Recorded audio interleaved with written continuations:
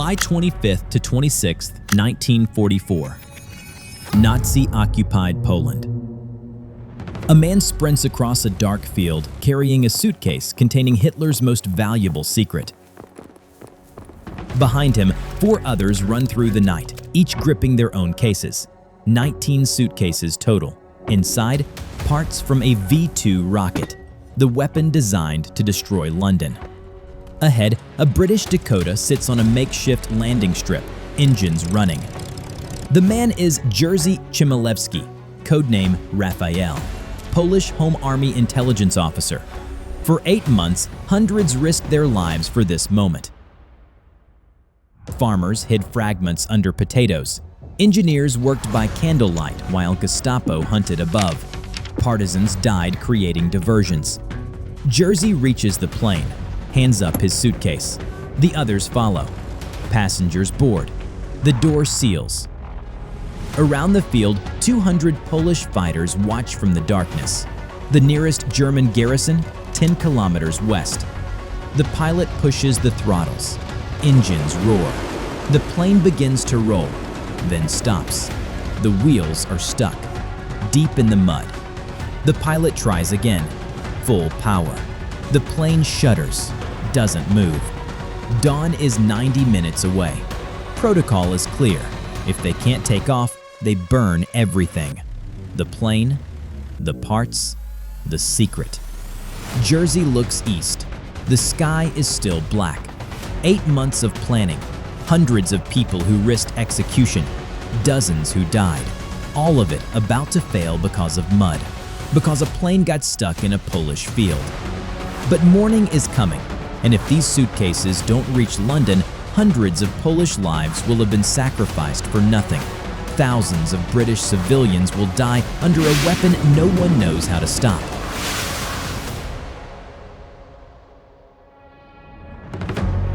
But what makes this weapon so deadly?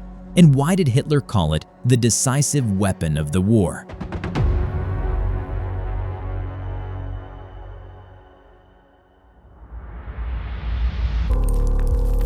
London, June 13, 1944. 6 weeks earlier. An explosion tears through a quiet residential street in South London at 4 a.m. 6 people dead, 30 wounded. No air raid sirens. No warning. No sound of approaching aircraft. Just a sudden, devastating blast that appears from nowhere. This is Britain's first encounter with the V-1 flying bomb, Hitler's vengeance weapon. But British intelligence knows something worse is coming, something the V-1 is just a preview for, something called the V-2, a rocket that travels faster than sound, that gives no warning at all, that no anti-aircraft gun can shoot down, that no fighter plane can intercept. A weapon from the future.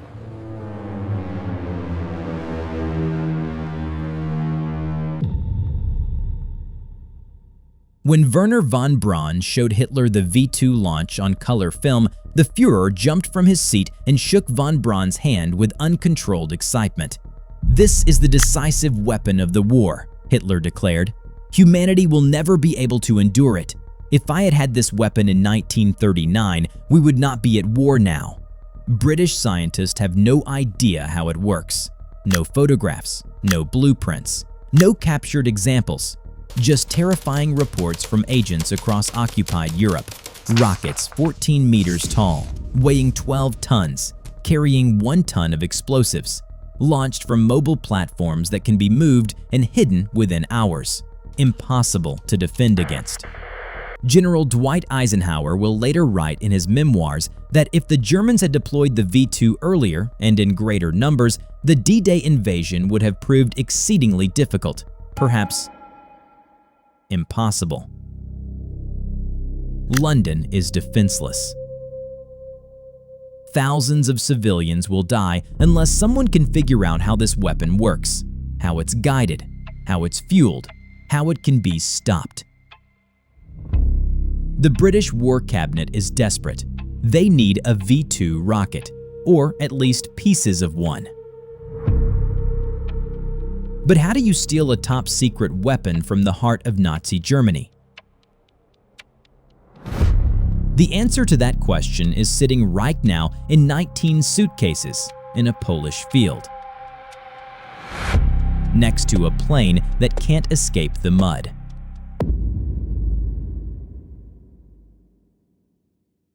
"80 minutes until sunrise. The pilot tries again. Full throttle. The Dakota shudders violently, but doesn't move an inch. Jersey and the crew jump out into the darkness. They start unloading everything. The suitcases first, then passengers, extra fuel cans, supplies, anything with weight. The plane sits lighter now, empty, but still stuck. Around the landing strip, 200 Polish Home Army fighters watch in silence. They're risking execution just being here. Every minute that passes increases the danger. Someone brings straw from a nearby barn. They pack it under the wheels, creating a makeshift foundation. The pilot climbs back into the cockpit, pushes the throttles forward. The engines roar. The plane rocks, moves forward, 6 inches, maybe 8. Hope flares. This might work.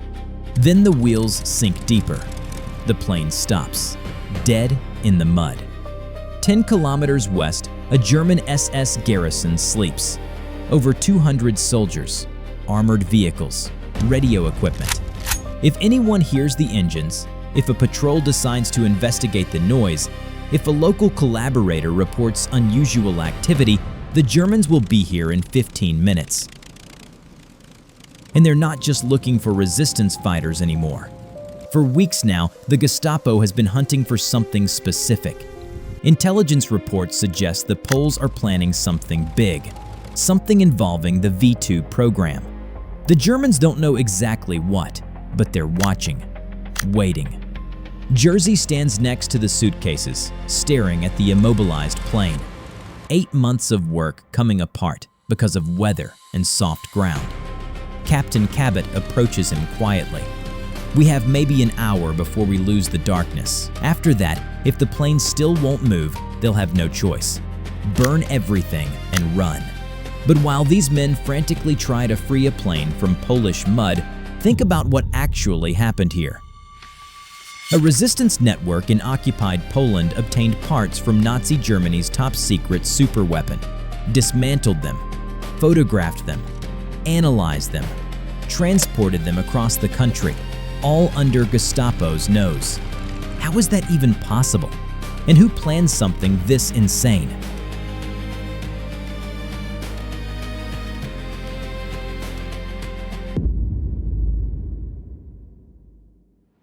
Warsaw, November 1943, 8 months earlier.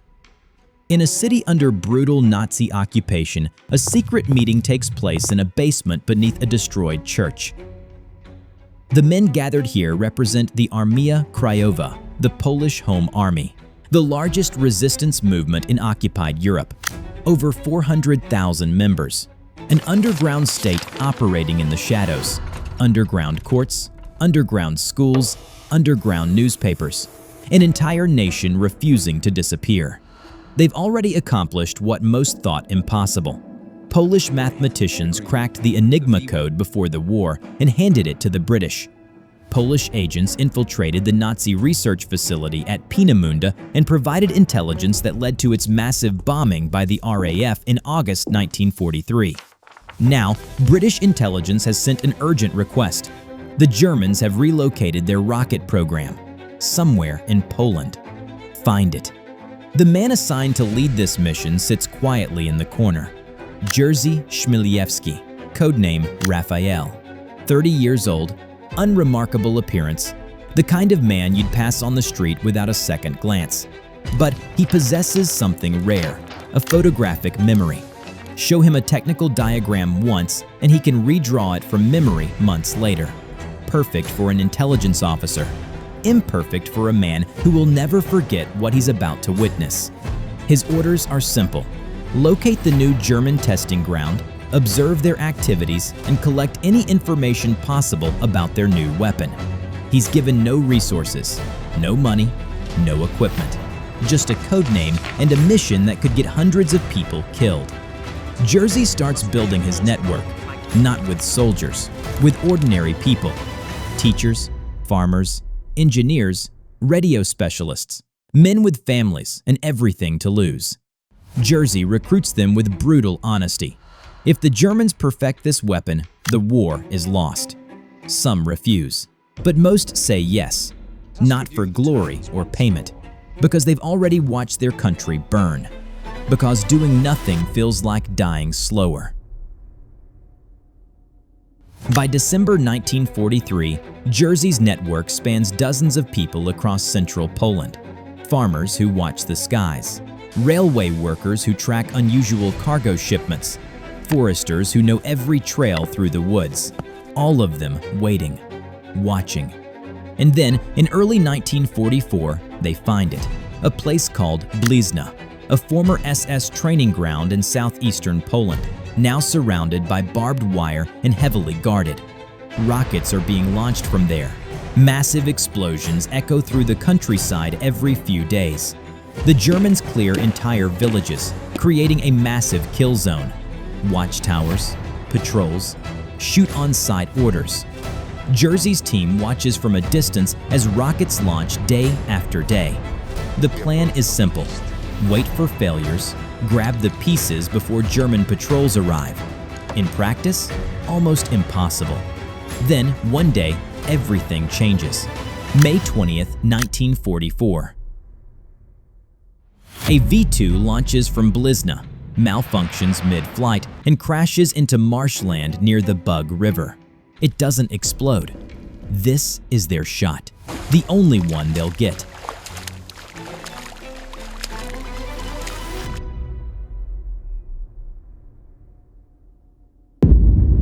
May 20th, 1944.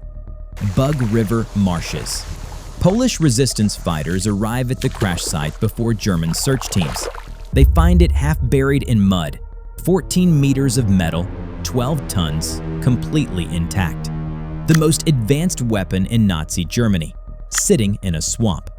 They work fast, cover the rocket with reeds and branches, camouflaging it from aerial searches. For a week, German planes circle overhead.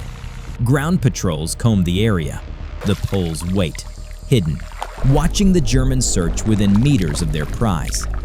Finally, the Germans give up. Must have exploded and scattered. The moment the patrols leave, the Poles move.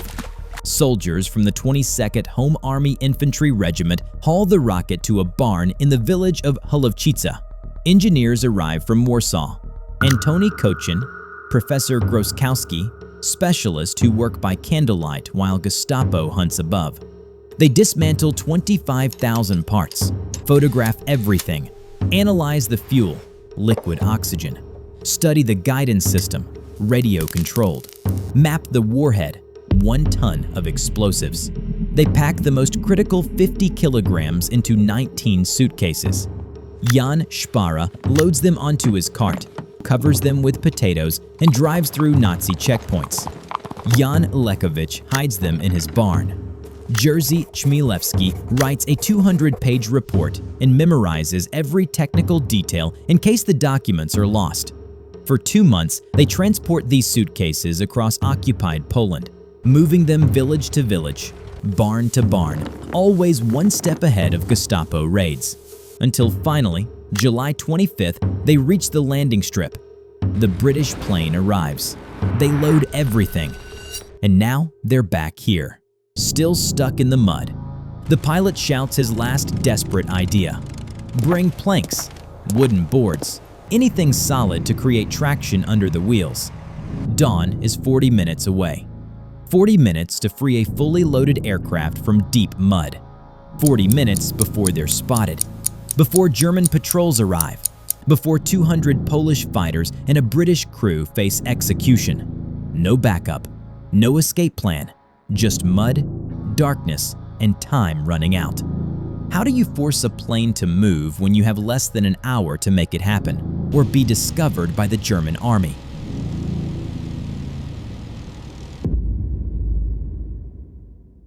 33 minutes until sunrise. Partisans sprint into the darkness toward nearby farms. They're not asking permission.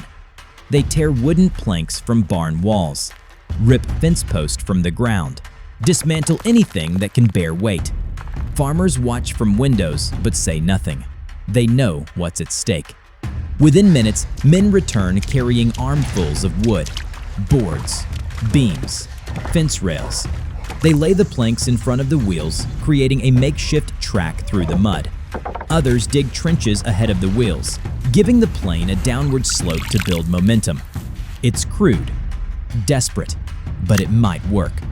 The pilot makes another critical decision. He orders the crew to cut the brake lines. If the brakes are somehow locked, severing the hydraulic lines might free them. The co-pilot, Kazimierz Serajer, a Polish airman who's flown over 20 bombing raids, crawls under the fuselage with a knife. He cuts. Hydraulic fluid sprays across the mud. Now, even if they escape Poland, they'll have to land in Italy without brakes. But that's a problem for later. Right now, they need to move. The passengers and crew climb back aboard. The suitcases are loaded one final time. Jerzy sits with his case on his lap, knuckles white from gripping the handle. Around the field, partisans take defensive positions. Some face west, watching for German patrols. Others scan the tree line. If the SS arrives now, they'll fight. Buy time for the plane to escape. Most of them won't survive, but the mission might. Captain Kabat checks his watch. 4:02 a.m., 28 minutes. The eastern horizon is no longer black. It's dark blue, the first hint of dawn. The pilot doesn't wait. He pushes both throttles to maximum power. The engines scream. The entire aircraft shakes. The wheels press down on the wooden planks. For 3 seconds, nothing happens. Then, movement. Slight. The pilot holds the throttles. The planks crack under the weight, but hold. The Dakota lurches forward. 1 meter, 2 meters, 5. It's moving. Actually moving. Picking up speed across the planks. The makeshift wooden track runs out. The plane hits mud again, but now it has momentum. The wheels churn through the soft ground, sinking but still rolling. The engines roar at full power. The plane accelerates. Jerzy feels the sensation change. The bumping stops. The nose lifts. They're airborne, barely clearing the trees at the far end of the field. The Dakota climbs into the pre-dawn sky, wobbling under the weight, hydraulic fluid streaming from the severed brake lines. But it's flying. On the ground, 200 partisans watch it disappear toward the south. Just stand in silence, knowing they've just witnessed something extraordinary. Captain Kabat orders everyone to scatter, erase the tracks, bury the planks, remove all evidence. Within 20 minutes, the field looks empty, unused. When German patrols arrive an hour later, following reports of aircraft engines, they find nothing. But in the sky, above occupied Europe, a British plane carries Hitler's most valuable secret toward Allied territory. But here's the thing you need to understand. Something that happened in the panic to escape. The co-pilot cut the brake lines, completely severed them, which means right now this Dakota is flying with no brakes. None. They're over Nazi territory, and when they reach Italy, if they reach Italy, they'll be landing at full speed with no way to stop. The mud was just the first problem. Now they're flying toward an even deadlier one. Can you land a plane without brakes? And what happens if you can't?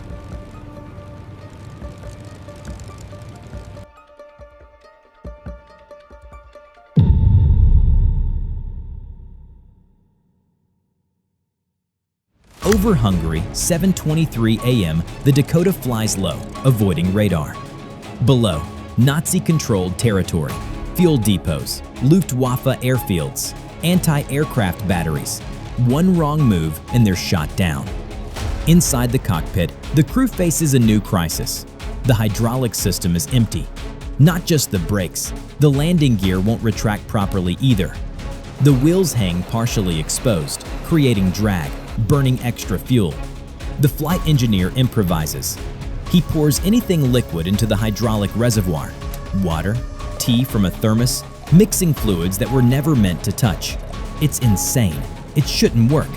But after an hour, the wheels finally retract. Jersey sits in the back, clutching his suitcase.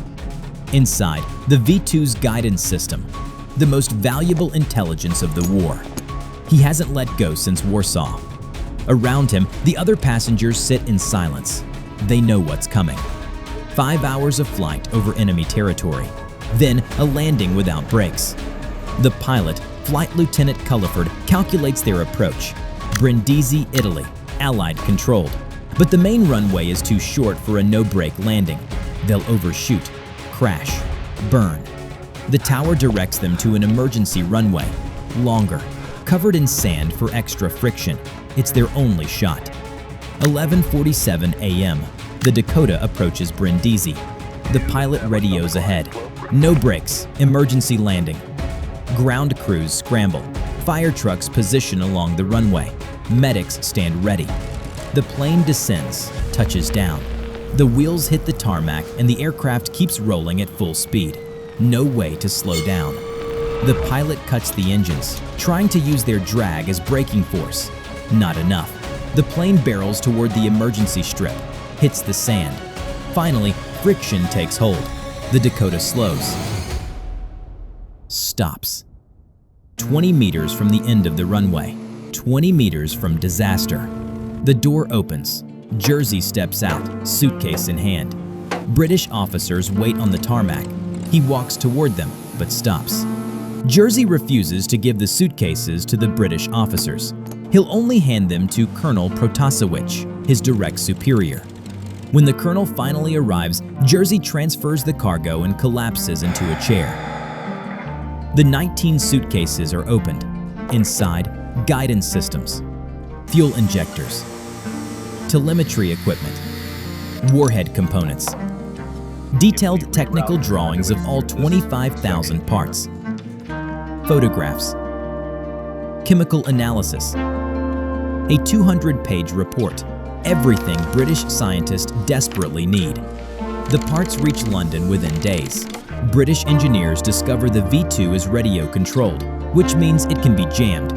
They install transmitters along the coast. When Germany launches its V-2 campaign in September 1944, hundreds of rockets are redirected into the North Sea. Thousands of lives saved. Most of the 200 partisans who guarded that muddy field never knew if the mission succeeded. Many were killed by the Soviets after the war, but they did it. 8 months, hundreds of people, dozens dead, all for 19 suitcases that changed the war. Sometimes the impossible just takes a little longer.